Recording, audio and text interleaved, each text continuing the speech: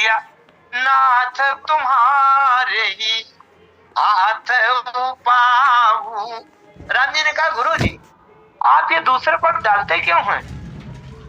आप दूसरे के ऊपर ये डालते क्यों कि कोई सोचे, कोई निर्णय करे, कोई कुछ कहे, कोई प्रस्ताव करे, कोई माने कोई न माने, ये बातें क्यों करते हैं? मैं तो ये कहता हूँ नाथ तुम्हारे हाथ पाऊं, ये आपके हाथ में उपाय है। आप जो जिसको कह देंगे वो वही मान लेगा। अब कर हित रुख राउर राखे, आय सुखिए मुदित फुर भाखे। आप जो कुछ भी मुंह से कह देंगे तो आपकी आज्ञा का पालन करने से सबका कल्याण हो जाएगा। किसी को सोचने की और ये समझने का कोई दबाव टेंशन ही नहीं है, न किसी को अधिकार है। इसलिए प्रथम जो आयसु मौका होई, माथे मानी करहूं सीख सोई। अब आप बहुत ध्यान से समझेंगे एक बात। राम जी कहते हैं कि सबसे पहले तो आप मुझे आदेश दीजिए, मुझे करना क्या है। और आप जो भी आदेश कर देंगे आपकी आज्ञा को माथे मानी सिर पर धारण करके आपकी सिखाई हुई आपके आदेश का तुरंत पालन कर दूंगा। अच्छा एक बात ये देखें, जब पंचायत होती है, पंचायत में दो पक्ष होते हैं और दोनों पक्ष विरोधी हुआ करते हैं। अच्छा तो पंचायत में एक पक्ष अगर मैं हूं तो मैं पंचों से ये कहूंगा कि भैया आप जो फैसला करेंगे मैं बात मानने को तैयार हूं। अब सामने वाला माने या ना माने उसकी जिम्मेदारी मेरी नहीं है। मैं आपकी बात मानूंगा, पंचायत की बात मैं मानूंगा, लेकिन अब सामने वाला विपक्षी मानता है कि नहीं। हम लोग तो यही कहेंगे कि विपक्षी मानता है, पंचायत की बात की नहीं मानता, इसकी हम गारंटी नहीं लेते। मैं अपनी गारंटी लेता हूं कि पंच लोग जो पंचायत करेंगे मैं मान लूं। लेकिन राम जी का अद्भुत अपनत्व तो देखिए आप, अद्भुत आश्चर्य में अपनत्व। राम जी कहते हैं गुरु जी आप सबसे पहले तो मुझे आदेश दीजिए कि करना क्या है। आप जैसे मुंह से आदेश निकालेंगे आपका आदेश सिरोधार्य करके वही सीख मानूंगा। और इसके बाद जे ही कहा जस देव रजाई, जे ही कहा जस कहब गुसाई, सो सब भांति घटी सेवकाई। राम जी ने गारंटी ले लिया विपक्ष की, भरत जी के पक्ष की। गुरु जी आप तो आदेश करिए, सबसे पहले मुझे आदेश करिए, मैं आपकी आज्ञा को बिना विचार किए सिरोधार्य करके और शिक्षा मान लूंगा। और इसके बाद मैं जिम्मेदारी लेता हूं भारत के पक्ष को, अयोध्या पुरवासियों के पक्ष को, माताओं की तरफ को। आप जिसको जो आदेश करेंगे उन ही कहा जिस कहा गोसाई, सो सब भांति घटे से भाई। जिसको जो आदेश करेंगे मेरी जिम्मेदारी है सभी कोई आपकी आज्ञा का अक्षर से पालन करे। अब बताइए अब गुरु जी क्या कहें? अब गुरु जी कहेंगे तो राम जी तुरंत मान लेंगे उसको। अब गुरु जी सोचते हैं कुछ तो कहना ही पड़ेगा। राम जी की इस बात ने गुरु जी को निरंतर कर दिया और गुरु जी को कहना ही पड़ेगा कि आप आज्ञा दीजिए, मैं मानूंगा। अयोध्या प्रवासी मानेंगे, भरत जी मानेंगे, माताएं मानेंगी। तो कहते अब गुरु जी कहते हैं कहे मुनि राम, कहे मुनि राम सत्य तुम भाखा, भारत स्नेह विचार न राखा। यहाँ वशिष्ठ जी एक न्यायाधीश की भूमिका पर हैं, जज की भूमिका, जिनको निर्णय कर। राम जी एक पक्ष हैं और भरत जी दूसरा पक्ष है। दोनों के ऊपर न्यायाधीश बैठे हैं, बन गए वशिष्ठ जी। राम जी ने कह दिया अरे आप तो गुरु हो, गुरु जी जो आदेश करें वही आज्ञा माननी चाहिए। अच्छा तो अब वशिष्ठ जी क्या कहते हैं कि अब अगर मैं आदेश कुछ कर दूंगा तो राम जी तुरंत मान ही लेंगे। इसलिए वशिष्ठ जी कहते हैं कहे मुनि राम सत्य तुम भाखा, भरत स्नेह विचार न राखा। इसका मतलब ये तो वही बात हो गई कि मुकदमा चल रहा है, न्यायाधीश बैठे हैं न्याय करने के लिए, और न्याय करने से पहले अगर कोई न्यायाधीश जज ये कहे कि भैया अब 1 महीने से मेरा दिमाग खराब हो गया, मैं पागल जैसा हो गया हूँ, मेरी विचार शक्ति समाप्त हो गई है। अच्छा, अब एक बात और कहें, एक बात और कह दिया, अगर न्यायाधीश ये कहते 2 पक्षों का विवाद है और 2 पक्षों के विवाद में न्यायाधीश ये कह दे कि मैं फैसला निर्णय तो करूंगा, लेकिन मैं फला पक्ष से रिश्वत ले चुका हूं 3 लाख रुपया, तो मेरी पूरी बुद्धि, मेरा पूरा निर्णय उनका रिश्वत खाने के कारण उन्हीं के पक्ष में करूंगा, और पहले से खुलेआम बता दे कोई न्यायाधीश, तब इसका मतलब ये हुआ कि मेरा न्याय किया हुआ मान्य न किया जाए, लागू न किया जाए, क्योंकि मैं रिश्वत खाए बैठा हूं। अब वही बात वशिष्ठ जी कह रहे हैं, भरत स्नेह विचार न राखा।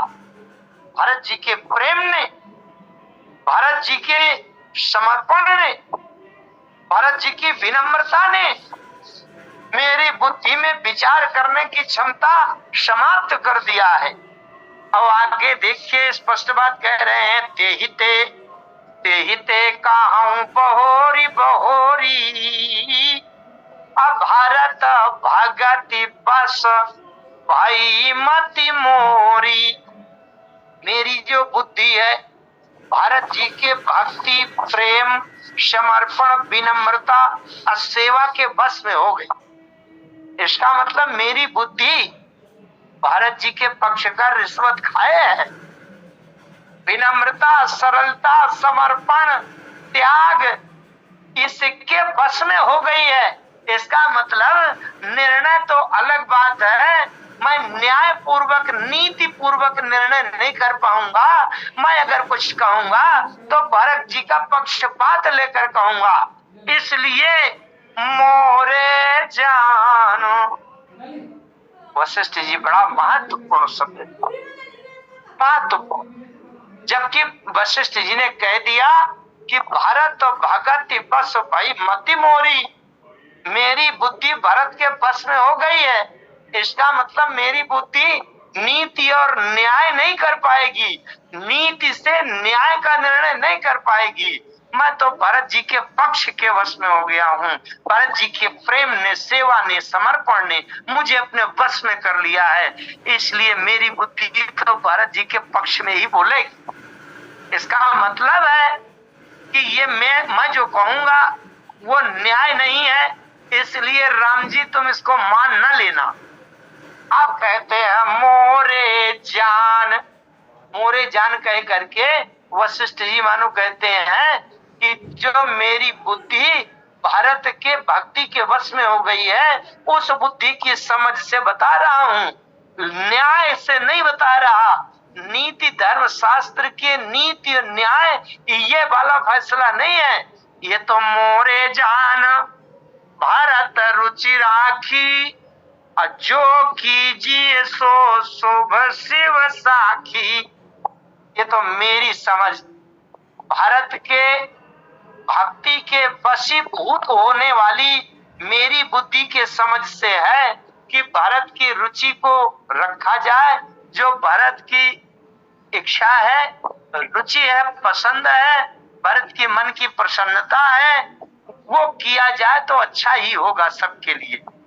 लेकिन इस पर गुरु जी ने राम जी को 4 बातें कही, और चारों बातें एक साथ संतुलित करना, समायोजित करना बड़ी कठिन, असंभव सी कठिन। क्या? भारत विनय सादर सुनिए, केवल सुनकर के मत हाँ कर देना। भारत विनय सादर सुनिए और करिए विचारी बहोरी, उसमें फिर विचार करना करब साधु मत लोक मत नृप नय निगम निचोरी। फिर साधु मत, वेद मत, लोक मत, नृप नय राजनीति और वेदों का निचोड़ जो कहे सो आप करिए। ये इतनी कठिन बात है। करब साधु मत। साधु मत क्या है? साधु का जीवन तो सदैव परोपकार के लिए होता है। इसका मतलब जीवन में परोपकार हो जाए और हमारे प्राण चाहे संकट में आ जाए, साधु मत तो ये कहता है। और लोक मत क्या कहता है? लोक मत कहता है कि सबसे पहले अपने जीवन की सुरक्षा करनी चाहिए, अपनी सुविधा देखनी चाहिए, अपना सुख देखना चाहिए। अच्छा, परोपकार के पीछे अपनी गृहस्थी नहीं बर्बाद करना चाहिए। लोक मत नृपन राजनीति। राजनीति क्या कहती है? तो राजनीति के सिद्धांत को समावेशित करें और निगम निचोरी, वेदों का मंथन करके वेदों का सार तत्व जो निचोड़ आवे वो करिए। अच्छा, वेदों का सार तत्व क्या है? परमात्मा को प्राप्त करना ही जीव के लिए वेदों का अंतिम निचोड़ है। जीव को ब्रह्म मिले, आत्मा को परमात्मा मिले, संसार की कोई चिंता न करो, कोई जिम्मेदारी नहीं है। एक बात भागवत में बहुत अच्छी आई है, मुझे अचानक से याद आ रही है, क्योंकि भागवत कथा भी करता हूं। श्रीमद् भागवत महापुराण के 11 स्कंद में भगवान कृष्ण कहते हैं कि यद्यपि मनुष्य के जीवन के लिए बहुत सारी जिम्मेदारियां होती हैं, घर के लिए, परिवार के लिए क्या दायित्व है, फिर पड़ोस के लिए, गांव के लिए, मोहल्ले के लिए, अपने जिला के लिए, देश के लिए, प्रदेश के लिए, अपने वर्ण जाति के लिए, अपने समाज के लिए, पशु पक्षियों के लिए, नदी तालाब सरोवर जलाशय के लिए, हवा का प्रदूषण के लिए, वनस्पति के लिए, पशु पक्षियों के लिए, देवी देवताओं के लिए, सारी जिम्मेदारी मनुष्य की होती। लेकिन बड़े ध्यान से सुनिएगा ये बात, भगवान कृष्ण कहते हैं अंतिम कर्तव्य जिम्मेदारी है कि ये जीव परमात्मा की शरण को प्राप्त हो जाए, ये आत्मा परमात्मा में लीन हो जाए और जीव को भगवान के ब्रह्म के शरणागति का आश्रय मिल जाए। ये सबसे अंतिम जिम्मेदारी। अच्छा, फिर भगवान कृष्ण ने वहां स्पष्ट किया कि अगर संसार की कोई जिम्मेदारी ऐसी रह जाती है जिसका हम पालन निर्वाह नहीं कर सके, परिवार के लिए, गांव के लिए, देश के लिए कुछ नहीं कर पाए, वातावरण के लिए, प्रदूषण के लिए, जलाशय के लिए, वन के लिए, जंगल के लिए अगर हम नहीं कर पाए और एक परमात्मा की शरण प्राप्त करने में सफल हो गए हैं, तो उसको संसार के कोई कर्तव्य पालन करने का दोष नहीं लगेगा, क्योंकि सबसे अंतिम आत्म कल्याण के उस उपाय में वो सफल हो गया है। तो वेद तत्व तो ये कहता है नृप ने निगम निचोरी, वेद तो यही कहता है कि आत्मा परमात्मा में लीन हो जाए, संसार का सब कुछ छोड़े, कौन जिया कौन मरा, कौन हारा कौन जीता, कौन आया कौन गया, लाभ हुआ कि हानि हुआ, मान सम्मान हुआ कि अपमान हुआ, इसका कुछ न देखिए। राज्य लुट जाए, मिट जाए, प्रजा मर जाए, जी जाए, कुछ भी हो जाए, लेकिन वेद कहता है कि आत्मा को परमात्मा से लीन हो जाना चाहिए। और नृप ने राजनीति क्या कहती है? राजनीति कहती है जा सुराज प्रिय प्रजा दुखारी, सो नृप अवश्य नरक अधिकारी। ये रामे जी कह रहे। तो इसका मतलब ये चारों बिंदुओं का संतुलन, किसी एक निर्णय पर सामंजस्य बैठना ये कठिन है, असंभव है। लेकिन जैसे गुरुजी ने ये बात कही कि मेरी बुद्धि तो भरत जी के बस में हो गई है, राम जी ने सुना गुरु अनुराग भरत पर देखी, तो राम हृदय आनंद विसेखी। गुरु जी का इतना प्रेम भरत जी के ऊपर जब देखा राम जी ने, तो राम हृदय आनंद विसेखी, राम जी के हृदय में विशेष आनंद की अनुभूति हो। क्यों? क्योंकि राम जी भरत जी को जानते हैं और भरत जी का आचरण, भरत जी का भाव, भरत जी का त्याग, भरत जी का समर्पण अगर गुरु जी को प्रभावित कर चुका है, इसका मतलब मेरा भरत सद्गुण सदाचार और त्याग तपस्या में पूरा खरा सिद्ध हो गया। जैसे अध्यापक जब कक्षा में विद्यार्थियों को पढ़ाते हैं और साल भर में कभी कोई इंस्पेक्शन हो, बाहर से उच्चाधिकारी परीक्षा लेने आवे, अब कोई छात्र बहुत अच्छा उत्तर दे और वो परीक्षक को भी प्रभावित कर ले, तो वो जो कक्षा अध्यापक है जिसने साल भर पढ़ाया है, उस शिक्षक को बड़ी प्रसन्नता होती है कि आज मेरा विद्यार्थी सफल हो गया। राम जी को बड़ी प्रसन्नता हो रही है कि श्री भरत जी के त्याग, प्रेम, भक्ति को अगर गुरु वशिष्ठ जी ने स्वीकार कर लिया हृदय से, ये तो बहुत अच्छी बात है। भारत ही धर्म धुरंधर जानी, निज सेवक तन मान सुबानी। राम जी चूंकि एक बात जानते हैं, अच्छा एक बात जानते हैं नहीं, एक बार का एक प्रसंग में तो एक बार ऐसी आई थी कि राम जी स्वयं डूब गए थे, राम जी के बचने की आशा नहीं थी। वो पहले निकल चुका है, उस प्रसंग में और किसी के द्वारा व्याख्या की गई होगी, लेकिन आपको केवल स्मरण दिला दूं।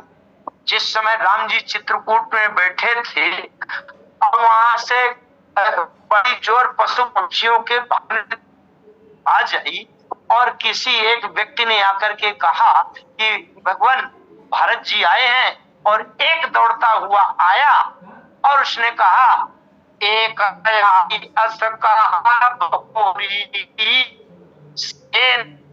चतुरंग न थोरी, सो सुन रामहि भायति सोचू, इत पितु बच इत बंधु सको।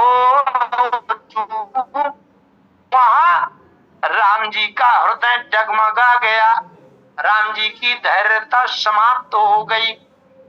और क्योंकि भारत, बड़े ध्यान से सुनिएगा एक एक शब्द, भारत स्वभाव समुझी मन माही, प्रभु चित हित स्थिति पावत नाही। भारत स्वभाव, राम जी समझ रहे हैं, राम जी स्मरण कर रहे हैं कि भरत जी का स्वभाव कैसा है।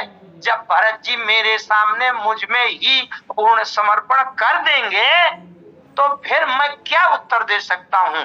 भरत जी को मैं किसी तर्क से, किसी प्रकार के उत्तर से भरत जी के उस समर्पण का मैं बदला नहीं दे सकता। उस भरत जी के समर्पण के बस में मुझे होना पड़ेगा। और भरत जी महान त्यागी हैं, भरत जी का प्रेम अगाध महासागर की तरह है, समर्पण अगाध महासागर की तरह है।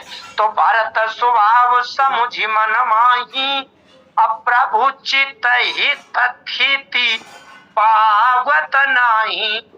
ये स्थिति शब्द को समझने के लिए थोड़ा सा मेरे भाव में भाव मिलाइएगा।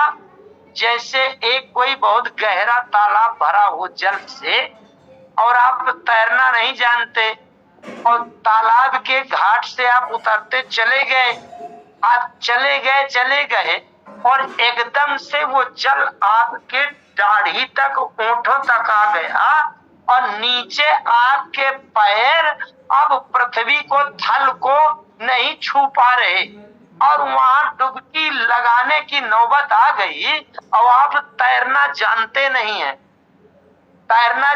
नहीं है और नीचे से गहराई में चले गए हैं पैरों से आहट ले रहे हैं कि कहीं नीचे की थल की जमीन मिले, आहट मिले, तो आपको आहट मिल नहीं रही। गले तक जल में डूब गए, दाढ़ी तक जल में डूब गए, तो अब तो आपको यही लगेगा कि अब तो डूब गए, अब हम बचेंगे नहीं। तो प्रभु चित्त हित थीति, चित्त की स्थिरता गायब हो गई राम जी की। प्रभु चित्त हित थीति, थीति माने नीचे की थाह, और चित्त माने चित्त की स्थिरता। चित्त ऐसा डगमगा रहा है कि कोई उपाय नहीं समझ में आ रहा राम जी को कि मैं भारत के सामने क्या उत्तर दूंगा। अब फिर पूछा जाए तो राम जी को डूब ही जाना चाहिए, डूब गए, तो राम जी बचे कैसे? वो ऐसे बचे कि समाधान तब भाई यह जाने, भारत कहे महा साधु सयाने।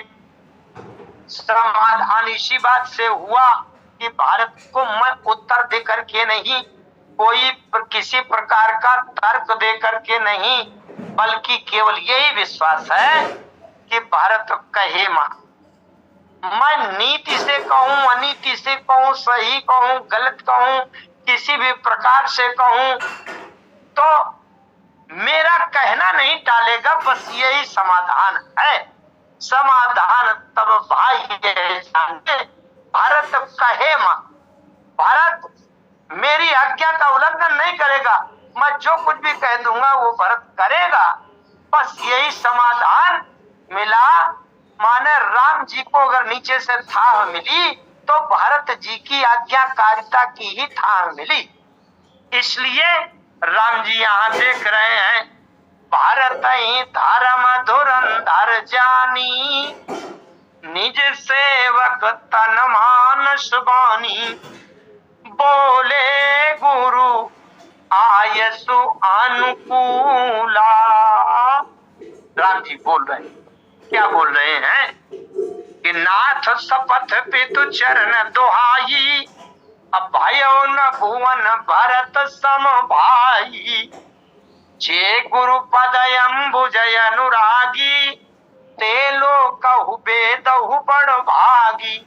अच्छा, गुरु जी के चरणों में जिसका ऐसा प्रेम हो कि गुरु जी उनकी सेवा से, अपने शिष्य की सेवा से, प्रेम से, समर्पण से, विनम्रता से गुरु जी अगर अपने शिष्य के बस में हो जाएं, ये तो पूरी की पूरी सफलता है। जैसे कोई विद्यार्थी इतना योग्य हो जाए कि फिर करते करते जो उसके शिक्षक अध्यापक हैं वो यही कहने लगे कि भाई अब हमारी बुद्धि काम नहीं कर रही, अब ये जो विद्यार्थी कहेगा वही उत्तर सही मान लिया जाएगा, तब तो उस विद्यार्थी की सफलता की पराकाष्ठा हो गई। ऐसी सफलता पर उन अध्यापकों को बड़ी प्रसन्नता होती है। जब गुरुजी ने कह दिया कि मेरी बुद्धि भारत के भक्ति के बस में हो गई है, क्योंकि भारत भगति बस भाई मति मोरी, तो राम जी कहते हैं गुरुजी राउर जा पर अनुरागु, वो कही सके भरत कर भागु। जिस भरत के ऊपर आप जैसे गुरु जी का ऐसा प्रेम से, विनम्रता का ऐसा प्रभाव हो, ऐसी विश्वसनीयता हो, तो ऐसे भरत जी के भाग्य, सौभाग्य, भाग्य की सराहना कौन कर सकता है। लखी लघु बंधु बुद्धि सब चाही, करत बदन पर भारत बड़ाई। इस छोटे भाई के सामने मुंह पर अपने छोटे भाई की प्रशंसा मैं करूं, ये नीति की दृष्टि से ठीक नहीं है, इसलिए संकोच लग रहा है। लेकिन राम जी ने बात कह दी कि भारत कहाँ ही सोई किए भलाई, अवश्य कही राम रहे अरगाई। राम जी ने एक निर्णय, एक घोषणा कर दी घोषणा क्या कर दी कि भारत कहाँ ही सोई किए भलाई, जो भारत कहेगा वही करने में सबका कल्याण वही किया जाएगा। अस कहि राम रहे अरगाई, ऐसा कह करके राम अरगाई, अरगाई माने चुप होना, ऐसा कह करके राम जी चुप हो गए। चुप हो गए का मतलब कि अब राम जी कुछ नहीं बोलेंगे, मतलब ये है राम जी ने अंतिम बात कह दिया, जो कहना था सो कह दिया। अब इसके आगे अब राम जी कहते हैं मैं कुछ नहीं बोलूंगा। अंतिम बात ये है कि जो भारत कहाँ इसकी भलाई। तब मुनि बोले भारत सन सब सकोच तजिता, कृपा सिंधु प्रिय बंधु सन का